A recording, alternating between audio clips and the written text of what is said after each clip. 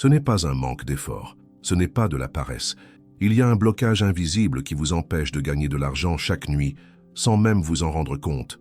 Vous travaillez, vous vous battez, vous courez après l'argent, mais quand vous posez la tête sur l'oreiller, au lieu de vous reposer, votre esprit s'obstine à ruminer factures, dettes, soucis.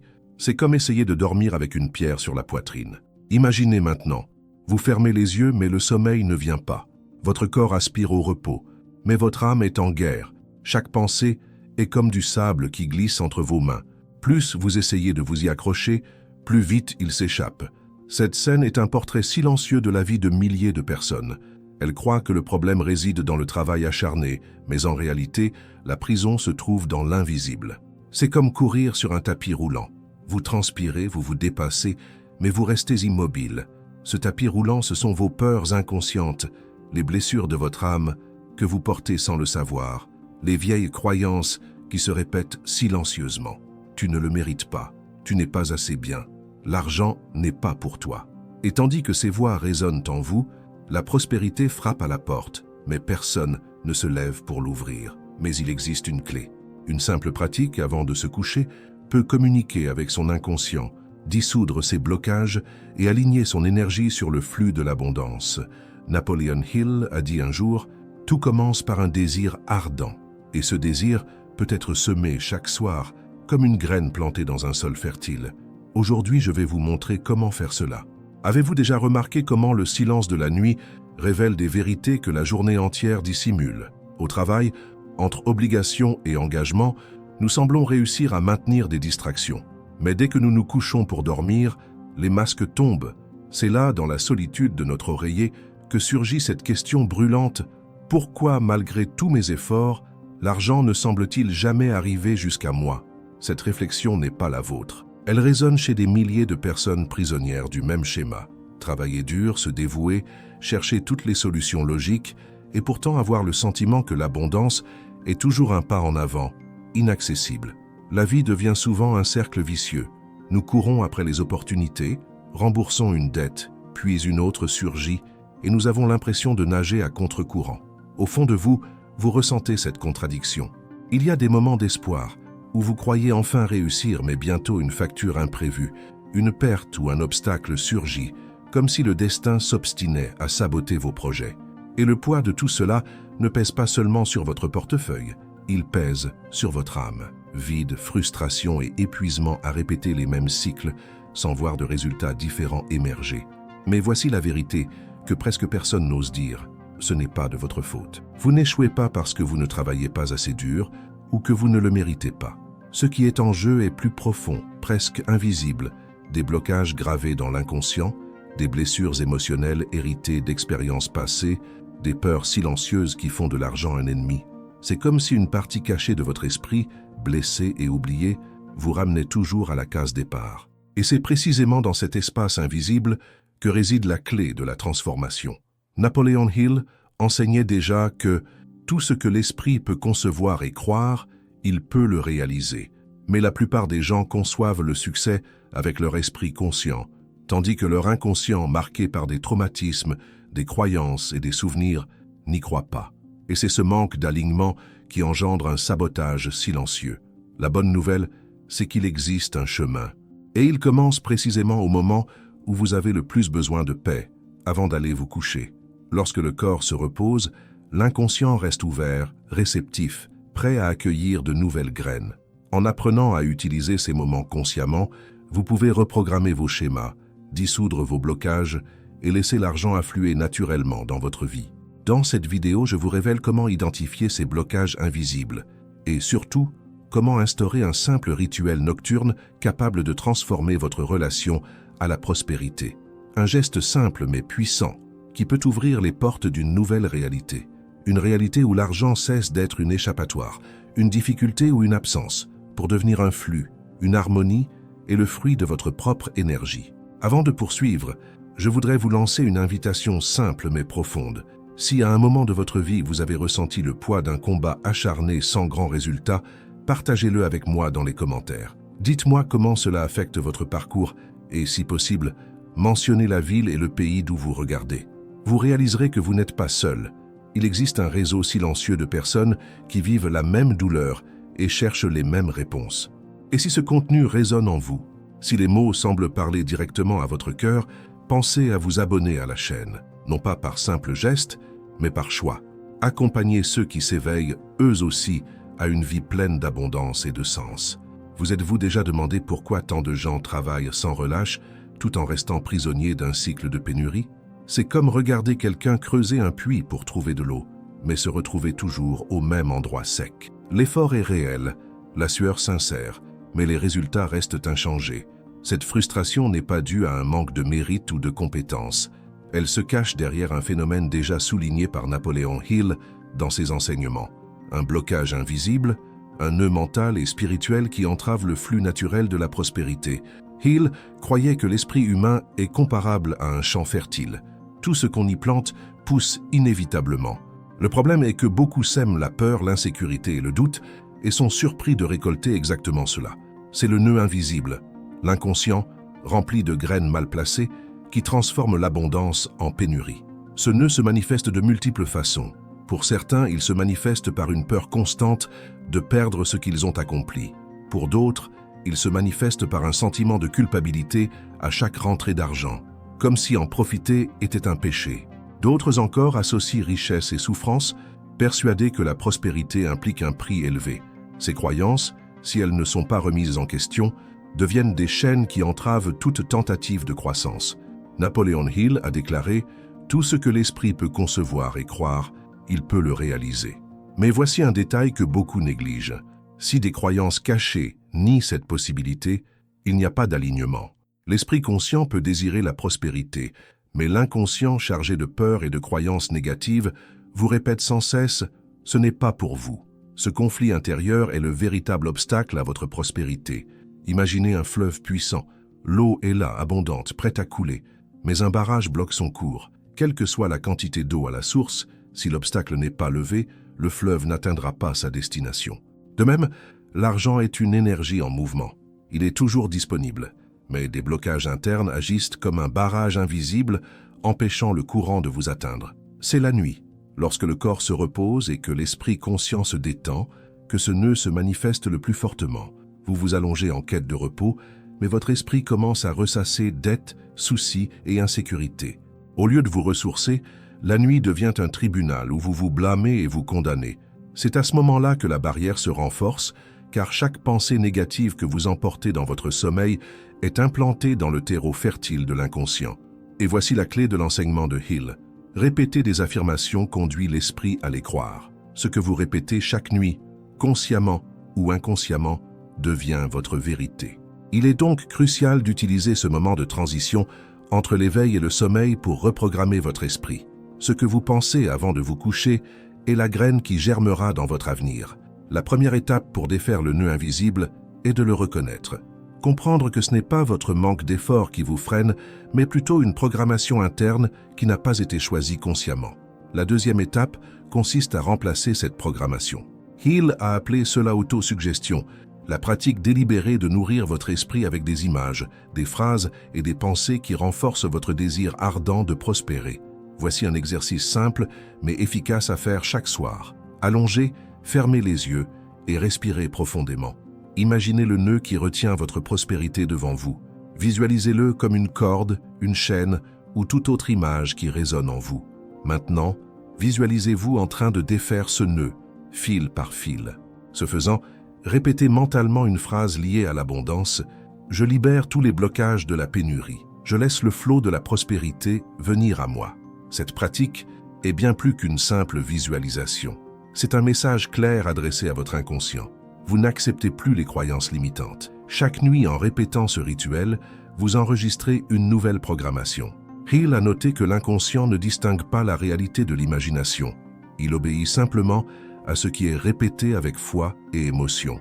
Ainsi, plus vous pratiquez, plus vous desserrez les fils du nœud invisible qui vous enchaîne. Au premier abord, cela peut paraître étrange. Une partie de vous pourrait dire « ça ne marche pas, c'est une perte de temps ». Mais rappelez-vous, c'est précisément cette voie qui représente le blocage. Sa fonction est de vous maintenir dans le vieux cycle. C'est en persévérant nuit après nuit que vous ouvrirez peu à peu la voie au changement.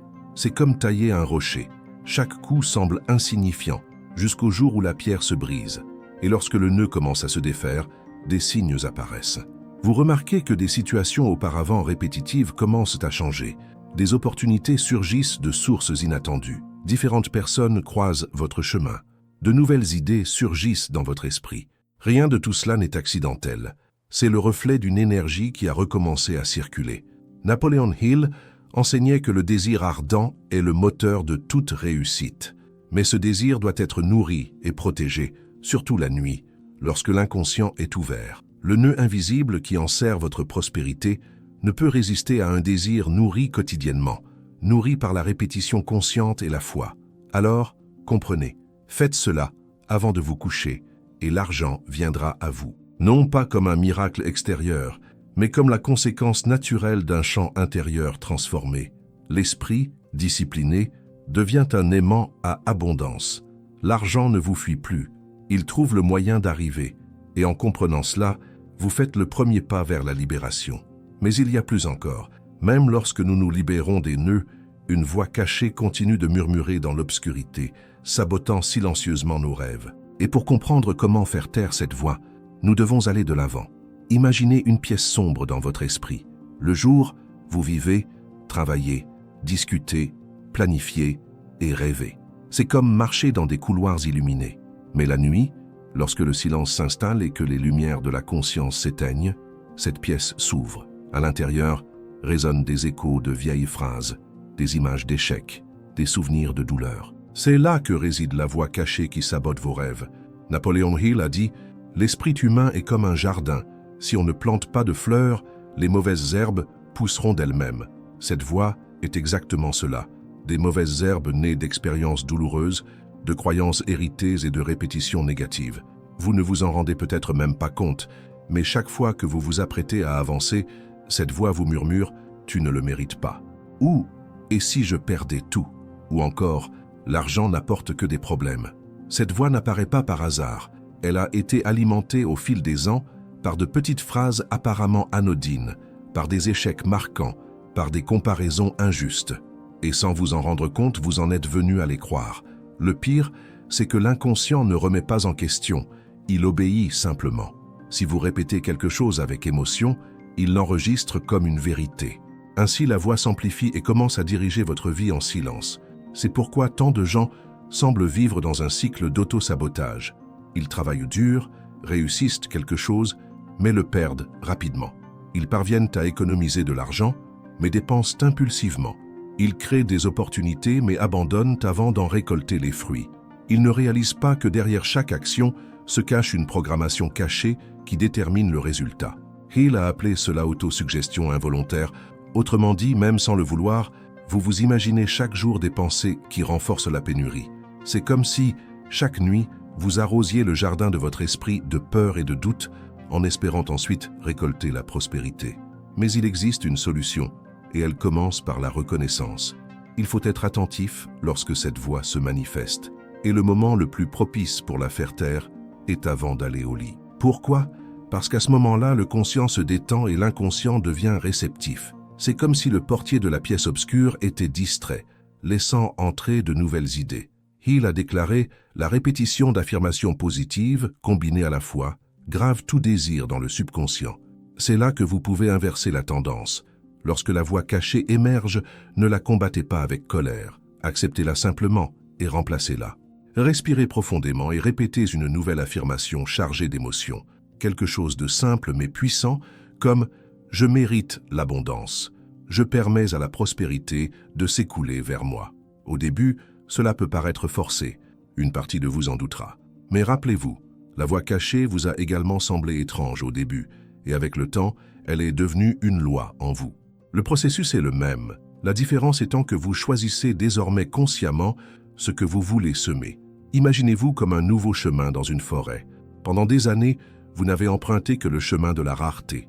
Il est ouvert, clair et facile à parcourir. Mais en choisissant des expressions et des images d'abondance, vous commencez à emprunter un autre chemin, étroit et envahi par la végétation. Au début, cela demande des efforts. Mais à force de répétition, ce chemin s'élargit et se renforce, jusqu'à devenir la route principale. et l'ancien chemin, inutilisé, se referme naturellement. C'est le pouvoir de l'autosuggestion consciente. Vous transformez la voix qui vous abattait autrefois en un chœur d'affirmation qui vous soutienne. Et petit à petit, l'inconscient cesse d'être un ennemi caché et devient votre meilleur allié. Hill nous a également rappelé que la foi est le point de départ de toute réussite. Il ne suffit pas de répéter des phrases creuses. Il faut ressentir, y mettre de l'émotion. Au coucher, visualisez-vous en train de recevoir l'abondance, de vivre dans la tranquillité financière et d'être reconnaissant de l'avoir déjà. L'inconscient ne fait pas la distinction entre la réalité et l'imagination. Il enregistre simplement ce qui est vécu avec intensité émotionnelle. Et voici le secret. Fais ça avant de te coucher, parce que c'est là que le sol est le plus fertile. Ce qu'on y plante pousse. Si l'on cède à la peur, on récolte la pénurie. Si l'on sème la confiance et la gratitude, on récolte la prospérité. Le processus est simple, mais transformateur. En vous couchant aujourd'hui, prêtez attention à la voix qui se fait entendre. Reconnaissez-la, ne la rejetez pas. Puis remplacez-la par une nouvelle voix, celle que vous avez choisie. Répétez avec foi, imaginez avec clarté, ressentez avec gratitude. Et au réveil, gardez cet état d'esprit tout au long de la journée. Avec le temps, vous remarquerez que la voix cachée perd de sa force. Les vieilles phrases vous semblent lointaines, impuissantes, et les nouvelles affirmations deviennent naturelles, comme si elles avaient toujours été en vous. C'est à ce moment-là que l'auto-sabotage cède la place à la confiance en soi, et la prospérité cesse d'être un rêve lointain pour devenir un chemin réel. Mais il y a quelque chose de plus profond encore. Certaines de ces voix ne sont pas nées en vous, ce sont des échos de génération, des souvenirs hérités qui ont traversé le temps et nous sont parvenus.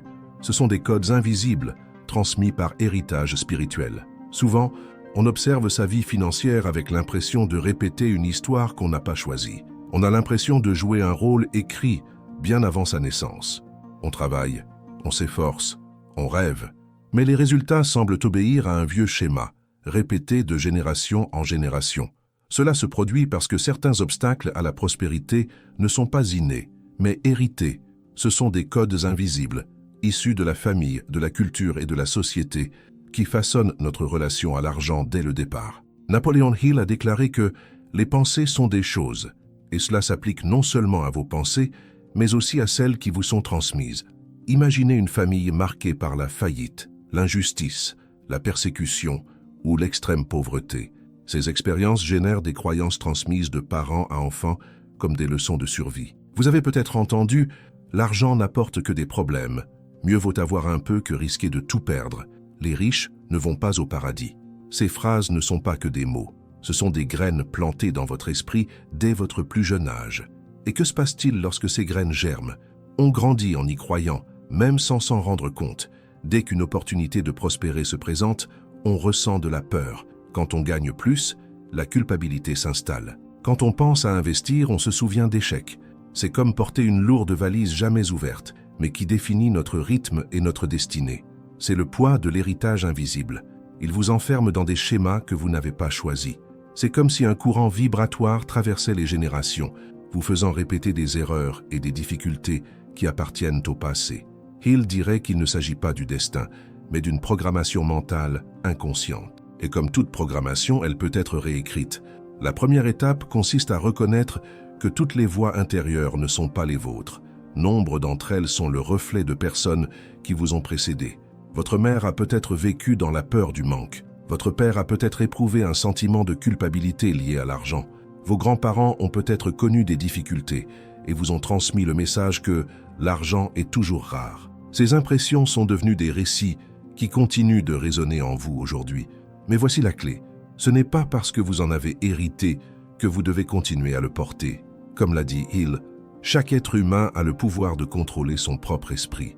Vous ne pouvez pas changer le passé de votre famille, mais vous pouvez décider que votre esprit sera un terrain fertile pour de nouvelles graines.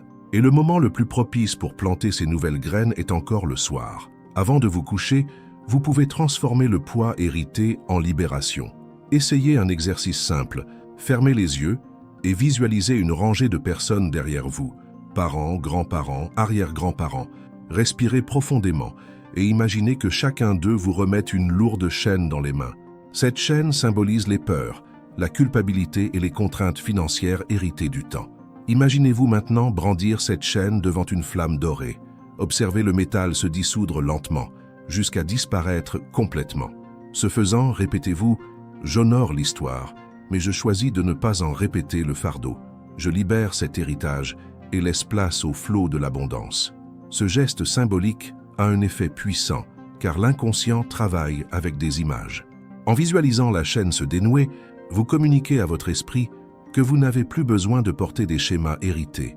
Vous libérez littéralement un bagage invisible qui ne vous appartient pas. Napoléon Hill a dit « Nul n'est vaincu tant qu'il n'accepte pas la défaite comme une réalité. » Cela s'applique également aux défaites qui ne sont pas les vôtres. Tant que vous accepterez de répéter le passé de votre famille, vous resterez piégé. Mais lorsque vous déciderez d'écrire une nouvelle histoire, vous commencerez à transformer votre héritage en force. Et quelque chose d'extraordinaire se produit lorsque vous faites cela. Non seulement vous vous libérez, mais vous honorez aussi vos ancêtres. Car d'une certaine manière, eux aussi aspiraient à la prospérité, mais étaient limités par les circonstances, les croyances ou les peurs. En choisissant de vous libérer de ces chaînes, vous devenez la preuve vivante que l'abondance est possible. Vous brisez le cycle et ouvrez la voie à une vie différente pour les générations futures. Ce processus exige de la constance. Il ne suffit pas de le visualiser une fois et de l'oublier. Comme dans le chapitre précédent, c'est la répétition qui ancre le changement. Chaque soir, avant de vous coucher, prenez quelques minutes pour passer en revue cet héritage invisible. Identifiez les expressions, les peurs et les comportements qui ne sont pas les vôtres. Portez-les à la lumière de la conscience et choisissez de les remplacer par de nouvelles affirmations d'abondance. Par exemple, si vous avez hérité de la croyance selon laquelle l'argent est dangereux, remplacez-la par « L'argent est une énergie qui me soutient et me renforce ». Si vous avez hérité de la peur de perdre, remplacez-la par « J'ai confiance dans le flux de la prospérité et j'utilise mes ressources avec sagesse ». Chaque phrase est une graine, et plus vous la plantez, plus vous transformez le champ intérieur. Et lorsque votre cœur commence à se libérer de ce poids hérité, un nouvel espace s'ouvre en vous. C'est comme un sol qui, après des années de stérilité, peut enfin accueillir des graines. C'est à ce moment que la pratique nocturne prend encore plus de force, car le vide laissé par les vieilles chaînes doit être comblé par de nouvelles images, par des rituels qui alignent votre énergie et impriment un avenir différent dans votre inconscient.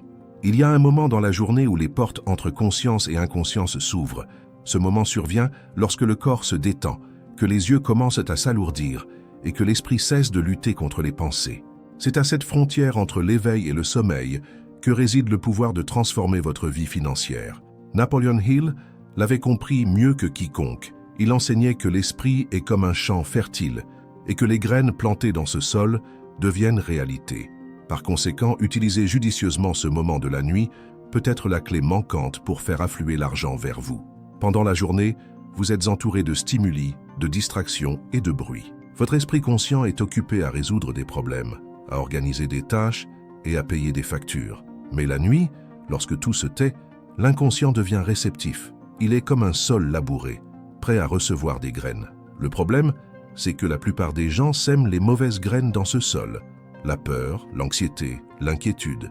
Ils s'allongent, repassant mentalement factures impayées, dettes et scénarios d'échec. Et sans s'en rendre compte, ils nourrissent la pénurie chaque jour. Napoléon Hill a déclaré « L'esprit absorbe et agit sur ce qui est mélangé à l'émotion et répété avec conviction. Cela signifie que ce que vous ressentez et pensez avant de vous endormir est précisément ce qui est enregistré au plus profond de votre subconscient. L'inconscient ne questionne pas, n'analyse pas et ne compare pas. Il accepte et reproduit simplement. Si vous vous endormez dans un état de peur, il accepte la peur comme une vérité.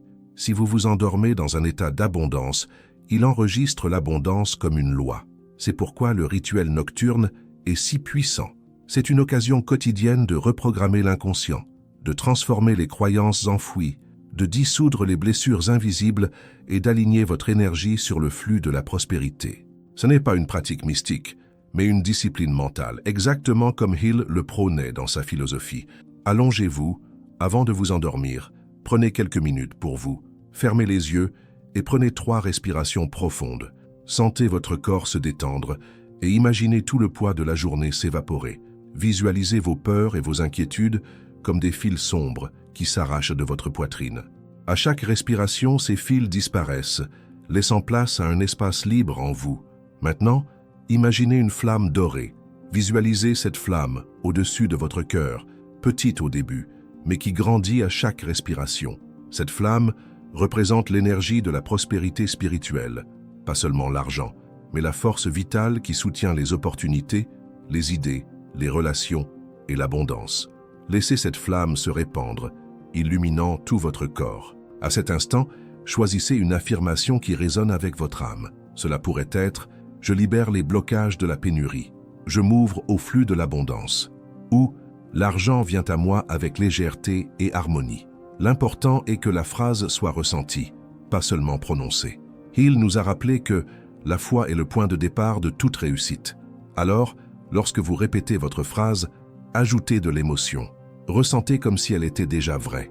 L'inconscient est comme un archiviste qui enregistre tout ce qu'il reçoit dès que vous vous détendez. C'est dans cet état qu'il est le plus vulnérable aux nouvelles programmations. Le rituel nocturne fonctionne, car il exploite précisément cette ouverture. Au lieu de laisser l'inconscient se noyer dans la peur, vous le nourrissez d'images et de mots d'abondance. Et contrairement à ce que beaucoup pensent, il n'est pas nécessaire de pratiquer pendant des heures. Quelques minutes de concentration sincère, accompagnées d'émotions sincères, suffisent à créer des impressions profondes. Le secret réside dans la répétition. Chaque nuit, vous renforcez la nouvelle programmation jusqu'à ce qu'elle devienne plus forte que les anciennes voies du manque. Napoléon Hill a déclaré que toute idée fermement ancrée dans l'esprit, mêlée d'émotions, cherchera à se transformer en réalité par des moyens pratiques. Le rituel du soir incarne cette philosophie. En répétant des images d'abondance avant de vous coucher, vous donnez à votre inconscient des ordres clairs, et il commence à harmoniser silencieusement votre vie avec ces images. Vous ne remarquerez peut-être pas de changement immédiat, mais quelque chose bouge. Petit à petit, des opportunités surgissent, des idées surgissent dans votre esprit comme par magie, des personnes croisent votre chemin au bon moment. Des situations qui auparavant se seraient soldées par des pertes génèrent désormais des gains. Rien de tout cela n'est une coïncidence. C'est l'énergie de votre inconscient qui réagit aux graines que vous avez semées. Avec le temps, la pratique cesse d'être un simple rituel et devient partie intégrante de votre personnalité. Vous commencez à vous endormir paisiblement, à vous réveiller avec plus de lucidité et à prendre des décisions avec plus d'assurance. L'argent cesse d'être une source d'anxiété et devient un allié. La prospérité cesse d'être un désir lointain et devient un état naturel. Le rituel nocturne exige de la constance. Une nuit à elle seule peut apaiser, mais ne transforme pas. C'est comme tailler un rocher. Chaque coup semble vain, mais la somme des coups brise la pierre. Il disait que la persévérance est la clé de toute réussite. Chaque nuit où vous pratiquez, même si vous ne voyez pas de résultats immédiats, vous accumulez de la force et vous remodelez la structure invisible de votre esprit. Et la transformation ne se limite pas à vous. Lorsque vous commencez à reprogrammer votre énergie, elle se reflète dans votre foyer, vos relations et vos enfants. Votre champ vibratoire change et votre entourage est également influencé. Votre prospérité devient une flamme qui illumine bien plus que votre vie.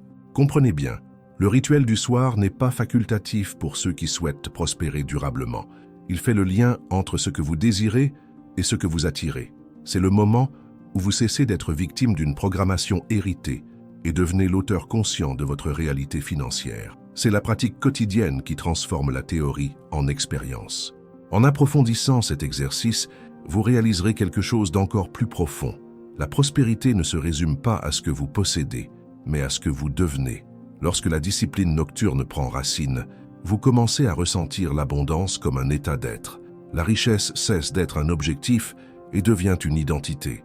Et c'est dans cet état d'identité abondante que le véritable tournant se produit, car l'argent cesse d'être une quête pour devenir une attraction naturelle, une conséquence de qui vous êtes. Il arrive un moment dans votre cheminement où la pratique cesse d'être un simple exercice nocturne et devient partie intégrante de votre être. Au début, le rituel semble être un effort conscient. Fermez les yeux, respirez profondément, visualisez la flamme dorée, répétez des mots d'abondance. Mais à mesure que la discipline se répète nuit après nuit, quelque chose de plus profond se produit. Vous commencez à réaliser que la prospérité n'est pas seulement une quête, mais un état d'être qui s'éveille en vous. Napoléon Hill a dit « On ne peut devenir riche financièrement sans enrichir son esprit. Cette phrase ne fait pas seulement référence à l'accumulation d'informations ou de connaissances, mais à l'éveil d'une conscience différente, une identité abondante qui devient naturelle et constante.